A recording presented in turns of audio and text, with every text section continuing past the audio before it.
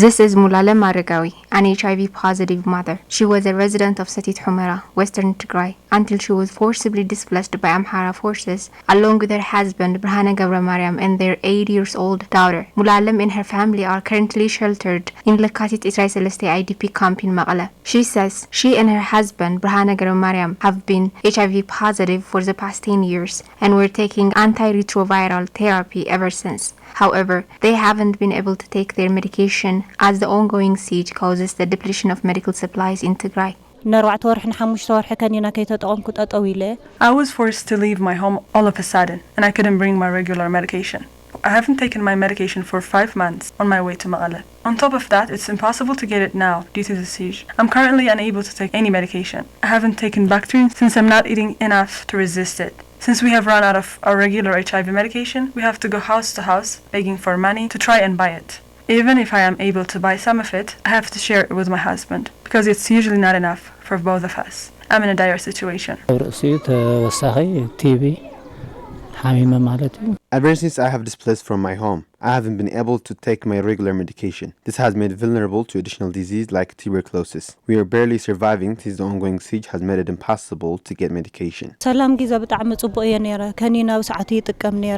have been HIV positive for more than 10 years now, and I used to take my medication regularly. Medics say that HIV patients should get balanced diet, and I used to eat proper food so that my body could resist the medication. I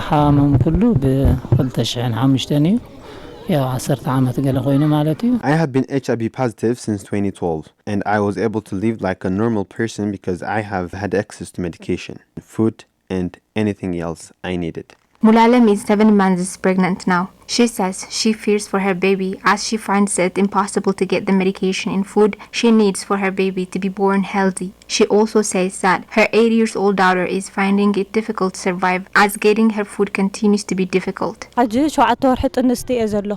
I am 7 months pregnant. There is just too much problem on my shoulder now because I worry for my baby in addition to myself. On the top of my medical situation, we have nothing to eat. The siege is making our lives harder day by day. My condition has further deteriorated because I stopped taking my medication. I have had a major weight loss which made my body very weak. My